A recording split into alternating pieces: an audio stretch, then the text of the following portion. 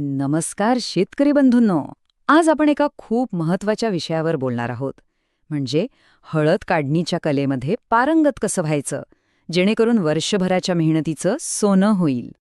तर मग सगळ्यांच्या मनात येणारा पहिला प्रश्न, हळद काढण्यासाठी नेमकी योग्य वेळ कोणती? चला आज याच प्रश्नाचं उत्तर शोधूया, कारण योग्य वेळी उचललेलं एक पाऊल आपल्या उत्पादनात मोठा फरक घडवू शकतं.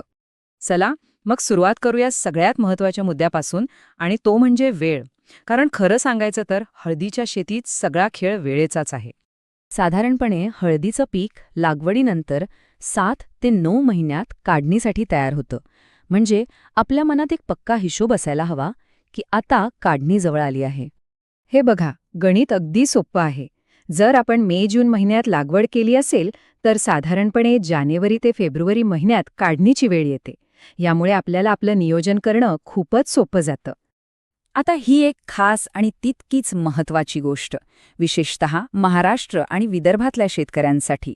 थंडीचा मोसम संपण्याआधीच काढणी आटोपली तर त्याचा पिकाच्या गुणवत्तेवर आणि उत्पन्नावर खूप चांगला परिणाम होतो.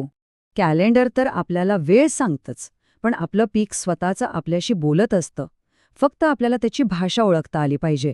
चला पाहूया, झाडं आपल्याला काय संकेत देतात. ही 3 लक्षणं नीट लक्षात ठेवा. पहिलं म्हणजे झाडाची पानं पिवळी पडायला लागतात, दुसरं म्हणजे त्याचं खोड सुकू लागतं, आणि तिसरं म्हणजे अख्खं झाडच कोमेजून गेल्यासारखं वाळल्यासारखं दिसतं. हे संकेत दिसले की समजून जा आपली हळद काढायला तयार आहे. पण समजा वेळ थोडी जरी चुकली तर काय होतं? योग्य वेळी काढणी करणं इतकं महत्त्वाचं का आहे हे समजून घेणं खूप गरजेचं आहे. कारण एक छोटीशी चूक आपल्या सगळ्या मेहनतीवर पाणी फिरवू शकते. इथे 2 गोष्टी होऊ शकतात. जर आपण घाई केली आणि लवकर काढणी केली तर हळदीच्या गाठी पूर्णपणे पोचलेल्या नसतात, त्यामुळे वजन कमी भरतं. आणि या उलट जर खूप उशीर केला तर जमिनीतल्या ओलाव्यामुळं गाठी कुजण्याचा धोका वाढतो. दोन्ही बाजूनी नुकसान आपलंच आहे. बरं, वेळ तर कळली, पण आता काढणी करायची कशी? कारण काढणीची पद्धत योग्य नसेल तरीही नुकसान होऊ शकतं. चला तर मग हळद काढण्याची योग्य पद्धत कोणती ते पाहूया. ही प्रक्रिया अगदी सोपी आहे, पण काळजीपूर्वक करायला हवी. सगळ्यात पहिलं काम म्हणजे काढणीच्या 15-20 दिवस आधी शेताला पाणी देणं पूर्णपणे थांबवायचं. मग खुदळीने किंवा रोटावेटरने हळूवारपणे माती उकरायची. एक गोष्ट लक्षात ठेवा, गाठींना अजिबात इजा होता कामा नये. आणि सगळ्यात शेवटी काढलेली हळद थेट उन्हात न टाकता सावलीत सुकवायला ठेवायची. काढणी तर झाली, पण आपली गोष्ट इथेच संपत नाहीये.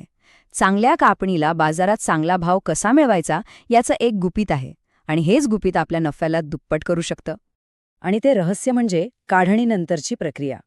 बाजारात चांगला दर मिळवण्यासाठी नुसती चांगली हळद काढून चालत नाही, तर तिला योग्य पद्धतीने उकळणं आणि वाळवणं हे सुद्धा तितकंच किंबहुना जास्त महत्त्वाचं आहे.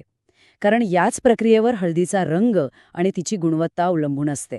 तर आता विचार करा, कापणी यशस्वी झालीये, हळद हातात आहे. आता बाजारात या सोन्यासारख्या पिकाला सर्वोत्तम किंमत मिळवून देण्यासाठी आपली पुढची रणनीती काय असणार आहे? कारण खरी कमाई तर तिथेच ठरणार आहे.